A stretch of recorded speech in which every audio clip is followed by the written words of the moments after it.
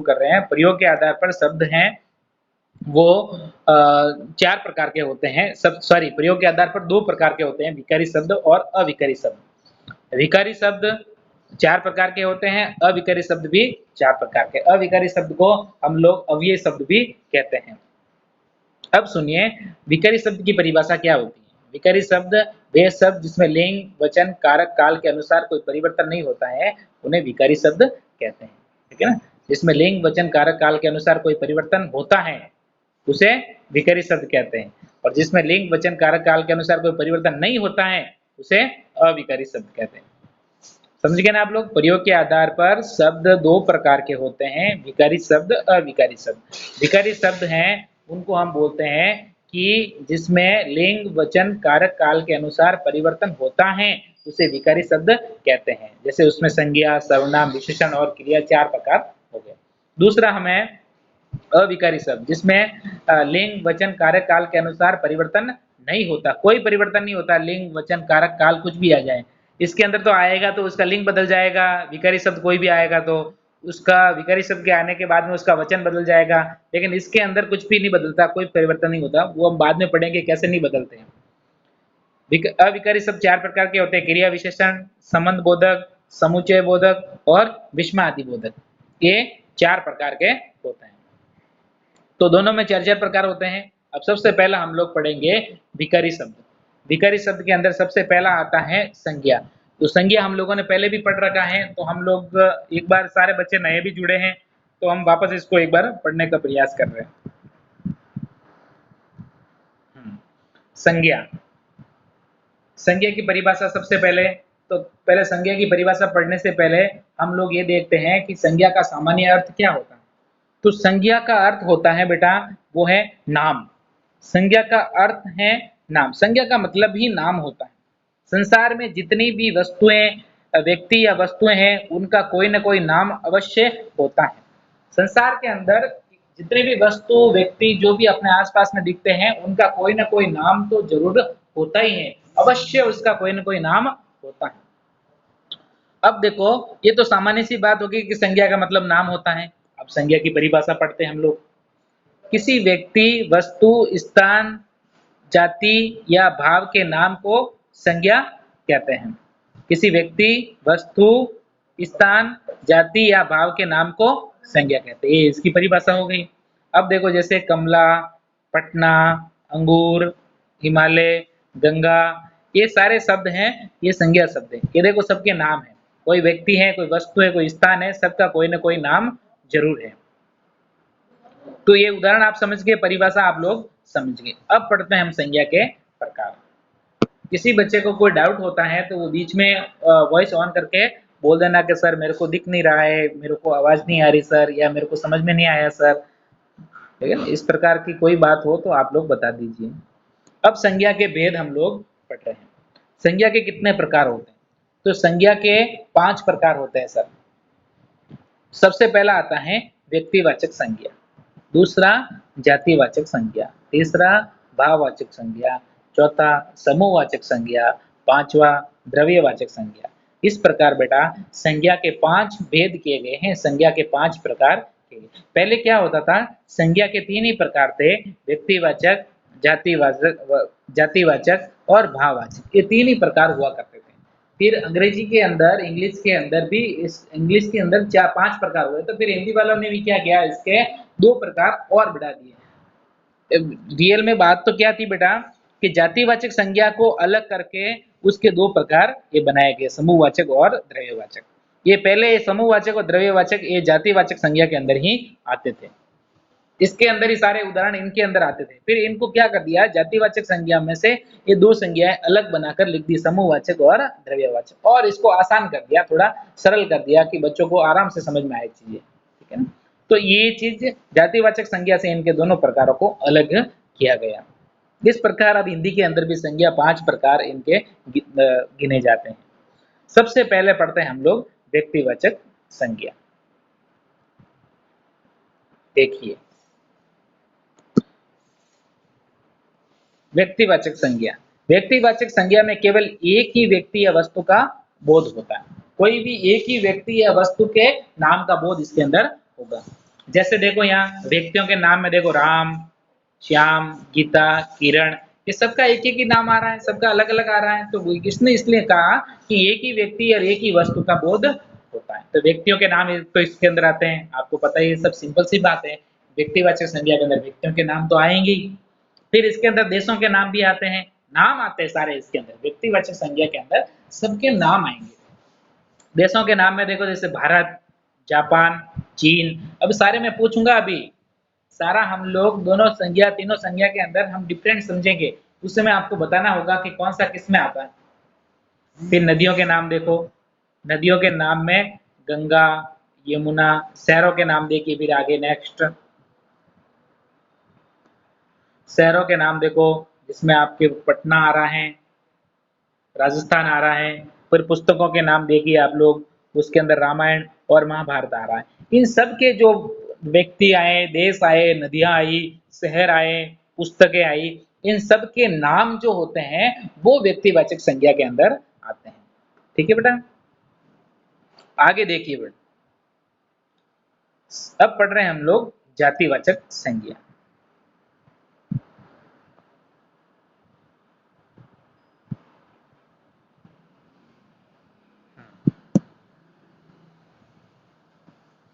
थोड़ा ऊपर हो गया।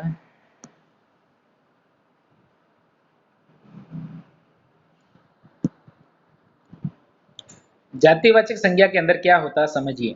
जातिवाचक संज्ञा कहती है कि जातिवाचक संज्ञा में व्यक्तियों या वस्तुओं की पूरी जाति का ज्ञान होता है। पूरी जाति या पूरा वर्ग, पूरी जाति या पूरे वर्ग का बोध होता है।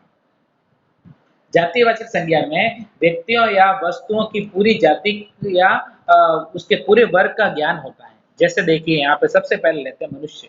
तो मनुष्य के अंदर अब मनुष्यों की जो जो जातियां हैं वो पूरे वर्ग का बोध कराएगी। पूरा उसका जो समूह होता है, उसका जो वर्ग होता है, उसकी पूरी जाति होती है, उस पूरी जाति का बोध करवाएगा। कैसे करवाएगा देखो, जैसे यहाँ मनुष्य का एक जो है वर्ग आया है, उसका नाम है लड़का।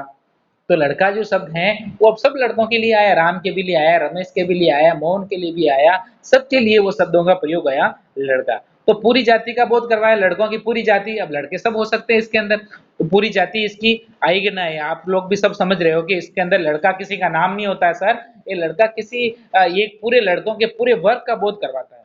इसी प्रकार लड़की भी पूरी लड़की जाति का बोध करवाते हैं। जैसे आदमी आया तो आदमी के अंदर सारे आदमी आ गए, उसके अंदर जितने भी आदमी है वो सबका बोध करवा रहा है, किसी का पर्टिकुलर किसी का नाम नहीं आया इसके अंदर। जातिवाचक संज्ञा, क्योंकि पूरी जाति का बोध करवाता है। औरत है तो औरत के अंदर किसी का नाम तो आया नहीं, सिर्फ औरत आया तो औरतों पूरी औरतों का बोध करवा रहा है, जितनी औरतें सबका बोध करा। भाई बहन ये किसी का नाम नहीं है, ये इनकी पूरी जाति का बोध करवाता है। बहन, बहन के अंदर सब बहनें आ गई, भाई के अंदर सब भाई आ गए, तो ये सब है एक पूरी जाति या पूरे वर्ग का बोध करवाते हैं। ये तो हो गया मनुष्यों का वर्ग, ठीक है ना, मनुष्यों की जाति के बारे में जातिवाचक संज्ञा आ गई। अब दूसरा देखिए पशु पक्षी का वर्ग कौन, गाय, घोड़ा, तोता, मोर।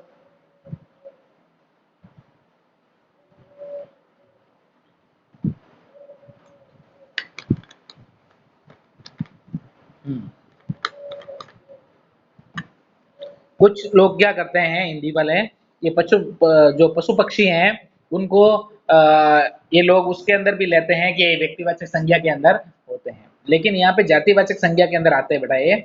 जैसे गाय है तो अब गाय के अंदर भी इनके बहुत सारे नाम होते हैं अलग अलग, घोड़ों के भी अलग अलग नाम होते हैं।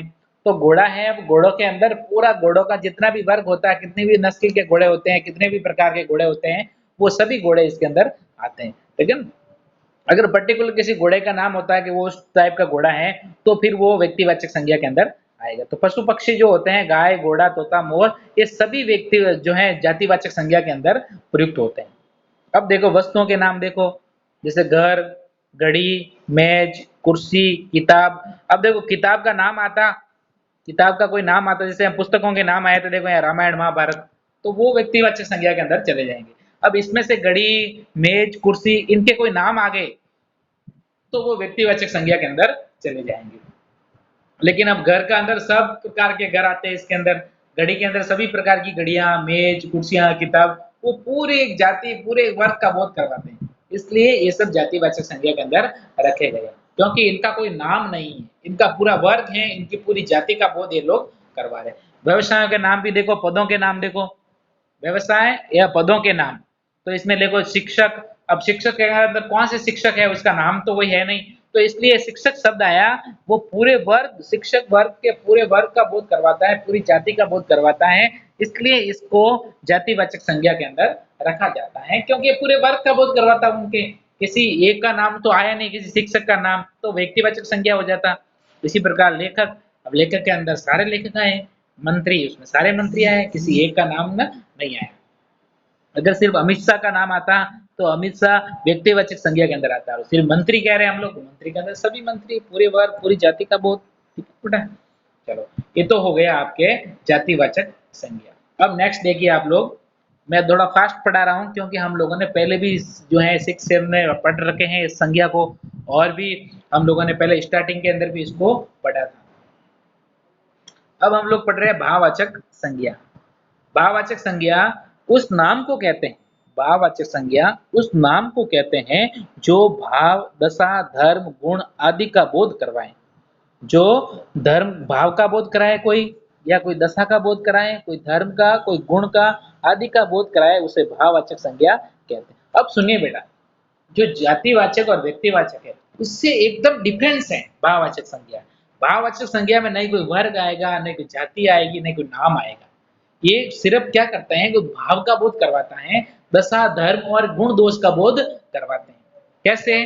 और सुनिए, दूसरी इंपॉर्टेंट बात है, मैंने बोल्ड अक्षरों में यहाँ पे लिखी है आपके सामने, कि भाववाचक संज्ञा की गणना नहीं हो सकती। ये जो जातिवाचक और व्यक्तिवाचक संज्ञा है, इनकी हम लोग गणना कर सकते हैं, इनको हम लोग गिन सकते हैं, किताबों को हम लोग गिन सकते हैं, घोड़ा, मनुष्य, आदमी, लड़का, लड़की, कुर्सी, मेज, इन सब शिक्षक, लेखक, मंत्री, महाभारत, रामायण, रमेश, मोहन, इन सब की जो है टोटल हो सकती है, सबकी गिनती हो सकती है, लेकिन जो भाववाचक संज्ञा है उसकी कभी गिनती नहीं हो सकती।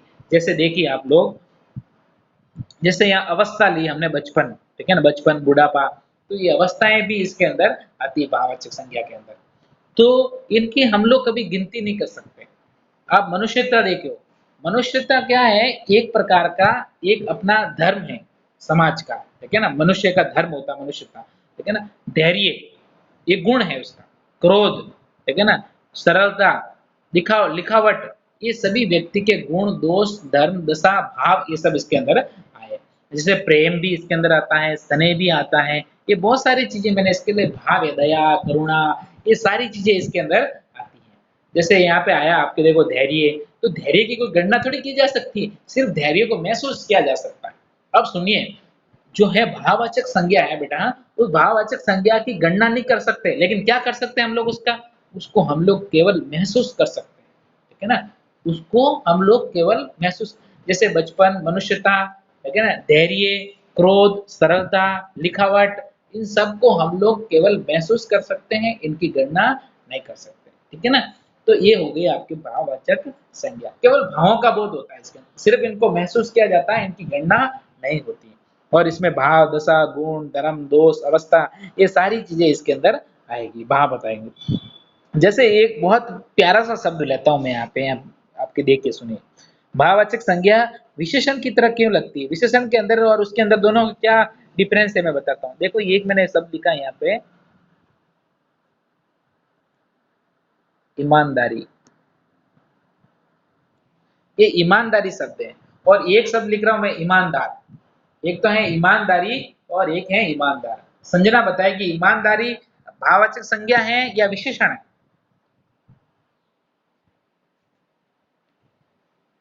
संजना,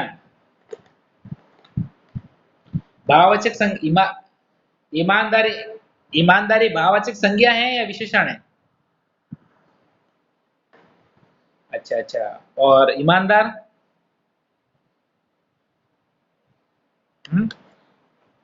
हम्म, सही बताया आपने।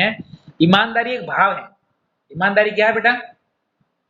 एक भाव है। लेकिन ईमानदार किसी व्यक्ति के लिए आया है, किसी जो है किसी व्यक्ति वस्तु के लिए आया है, किसी व्यक्ति के लिए आया कि ये व्यक्ति ईमानदार है, है ना। तो जब किसी संज्ञा की विशेषता बताते हैं उन्हें विशेषण कहते हैं, हम लोग ये बताते हैं संज्ञा की विशेषता बताने वाला, तो ईमानदार संज्ञा की विशेषता बता रहा है, ठीक है ना, तो इसलिए वो विशेषण चला जाएगा। और ये ईमानदारी है, एक भाव है, इसलिए इसको भाववाचक संज्ञा के अंदर रखा जाएगा। अब देखो ये तो हो गया भाववाचक संज्ञा आपके। नेक्स्ट देखिए,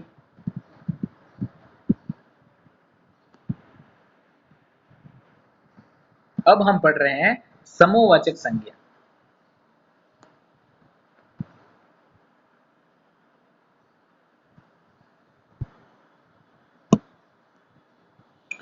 समूहवाचक संज्ञा, जिस संज्ञा में अनेक वस्तुओं या प्राणियों के समूह का बोध होता है उसे समूहवाचक संज्ञा कहते हैं। जिस संज्ञा में अनेक प्राणियों और वस्तुओं का जो समूह होता है उसका बोध होता है। अब अनेक प्राणियों और वस्तुओं का समूह कैसे होता है, सुनिए। एक तो प्राणियों का वस्तु बताया है, एक वस्तुओं का समूह हो सकता है। अब प्राणियों के अंदर व्यक्तियों का भी समूह हो सकता है, और भी कोई प्राणी, जीवित प्राणी, उनका समूह भी इसके अंदर हो सकता है। हम सबसे पहले लेते हैं व्यक्तियों का समूह। समूह के अंदर सबसे पहले व्यक्तियों का समूह, जिसके अंदर देखो परिवार आता है। परिवार के अंदर सभी जो है परिवार के सदस्यों का एक समूह होता है। संघ, जैसे संघ ले लेते, कोई संघ ले लो, आरएसएस ले लो आप लोग, हिंदू सेवा संघ, ठीक है ना, ये जो है अपना क्या हिंदू परिषद है, ठीक है ना, ये अपना आरएसएस है, और भी बहुत सारे इतने बड़े बड़े संघ होते हैं, उसके अंदर बहुत सारे लोगों की संख्या होती है, इसलिए ये व्यक्तियों का समूह है। सेना, सेना के अंदर बहुत सारे सैनिक होते हैं, इसलिए सेना भी एक जो है सैनिकों का समूह है। झुंड, ये प्राणियों का समूह ले ले हम लोग, कोई भी और प्राणी ले ले, जैसे झुंड, झुंड के अंदर जैसे बकरियों का झुंड है, भेड़ों का झुंड है, गायों का झुंड है। झुंड का मतलब जो इकट्ठे एक साथ रहते हैं जो प्राणी, और एक साथ निवास करते हैं या एक जगह पर रहते हैं, उनको हम लोग, जैसे हम लोग भेड़ों का झुंड ले सकते हैं, बकरियों का झुंड ले सकते हैं इसके अंदर। चलो, तो ये हो गए व्यक्तियों के समूह। अब व्यक्तियों के समूह में कुछ उदाहरण मैंने यहाँ पे लिखे हैं, लेकिन बहुत सारे उदाहरण ऐसे होते हैं, जैसे संसद भवन है, आपकी कक्षा है, सभा है, पंचायत है, ऐसे बहुत सारे उदाहरण इसके अंदर हम लोग और भी जोड़ सकते हैं, ठीक है। ये तो हो गया व्यक्तियों का समूह, ठीक है ना, जिसके अंदर व्यक्ति होते हैं। अब देखो वस्तुओं का समूह। वस्तुओं के समूह के अंदर एक तो आता है गुच्छा, ढेर, श्रृंखला, बंडल। तो अब गुच्छा को ले लो आप लोग, जैसे आप चाबियों का गुच्छा, अंगूर का गुच्छा, उसमें वस्तुओं का समूह है, बहुत सारी चाबियां एक साथ इकट्ठी हैं, ठीक है ना, तो वस्तुओं का समूह हो गया ये। ढेर ले लो आप लोग, ठीक है ना, और ढेर के अंदर आप कोई भी, जैसे गेहूं का ढेर, ठीक है ना, आप बंडल जो लकड़ियों का ढेर, और भी कुछ भी चीजें इसके अंदर ढेर के अंदर ले सकते हैं। जो ढेर के अंदर क्या होता है, एक ढगला बना के रखते हैं, मारवाड़ी बोले तो ढगला, तो इसको बना के रखते हैं हम लोग, एक इकट्ठा करके रखते हैं, उनको ढेर बना के रखते हैं। तो वहां पे सब वस्तुओं का एक समूह होता है, सब वस्तुएं इकट्ठी करके हम लोग रखते हैं। श्रृंखला भी होती है, एक एक वस्तु जुड़ी हुई होती है, तो वो उसके अंदर श्रृंखला के अंदर आ जाते हैं, तो उसमें भी वस्तुओं का समूह होता है। फिर देखो बंडल, बंडल के अंदर आप ले लीजिए, बंडल के अंदर लकड़ियों का बंडल है, आप लोग जो है जाते हैं स्टेशनरी पे तो आप लोग कॉपियों का बंडल लेके आते हो, और भी बहुत सारी वस्तुओं का लकड़ियों का बंडल है। ये इस प्रकार के बहुत सारे बंडल होते हैं जिसमें वस्तुएं एक समूह के अंदर रहती हैं। तो ये हो गया आपके समूहवाचक संज्ञा, जिसके अंदर वस्तुओं या प्राणियों के समूह का बोध होता है, उसे समूहवाचक संज्ञा कहते हैं। अब नेक्स्ट ले लिए द्रव्यवाचक संज्ञा। द्रव्यवाचक संज्ञा में उस द्रव्य या पदार्थ का बोध होता है। द्रव्यवाचक संज्ञा के अंदर उस द्रव्य या पदार्थ का बोध होता है जिसे हम नाप या तोल सकते हैं पर गिन नहीं सकते। जिसके हम नाप तोल तो कर सकते हैं, ऐसा द्रव्य और पदार्थ जो होते हैं उसके अंदर, तो उसको हम लोग नाप तोल कर सकते हैं लेकिन गिन नहीं सकते हैं। जैसे देखो लोहा, लोहा भी धातु है, एक प्रकार की धातु और खनिजों के नाम हम लोग ले रहे हैं इसके अंदर, सबसे पहले धातुओं के अंदर, ठीक है ना। सोना चांदी ले रहे हैं आप लोग, ठीक है ना, तो ये सब धातु आ गए, इसके अंदर पदार्थ आ गए सब ये, ठीक है ना। तो ये द्रव्यवाचक संज्ञा के अंदर आएंगे, ठीक है ना। इसको नाप तोल कर सकते हैं हम लोग, इसका इसको गिन नहीं सकते। चांदी को हम लोग गिन नहीं सकते, लोहा को नहीं, इनको सिर्फ तोल के अंदर आता है। सब लोग, आप लोगों को सबको पता ही है, या नाप किया जाता है इनका। अब देखो खाने पीने की वस्तुओं के नाम देखो, दूध, पानी, घी, तेल, ये सब तरल पदार्थ हैं, सारे द्रव्य हैं, है ना। द्रव्य और पदार्थ, ये दोनों चीजें इसके अंदर आती है। द्रव्य और पदार्थ द्रव्यवाचक संज्ञा के अंदर आए, इनका नाप तोल होता है। देखो आप दूध का भी नाप होता है, पानी का भी नाप होता है, घी का भी नाप होता है, तेल का भी नाप होता है, इनको कभी गिन के हम लोग नहीं ले सकते। लोहा, सोना, चांदी, इन धातु पदार्थ, जो तरल पदार्थ आए, धातु पदार्थ आए हमारे सामने, खाने पीने की वस्तुएं आई, उनका हम लोग तोल या नाप सकते हैं, उनको लोग हम लोग गिन नहीं सकते, है ना। तो ये द्रव्यवाचक संज्ञा की पहचान हो गई आपके सामने, है ना। पदार्थ, द्रव्य या पदार्थ का बोध होता है जिसे हम नाप तोल सकते हैं, लेकिन उसको गिन नहीं सकते। तो ये हो गई आपके संज्ञा। ये संज्ञा के आपके पांचवें प्रकार हो गए। अभी कोई बच्चे मेरे को कुछ पूछना चाहते हैं तो बोलो अभी।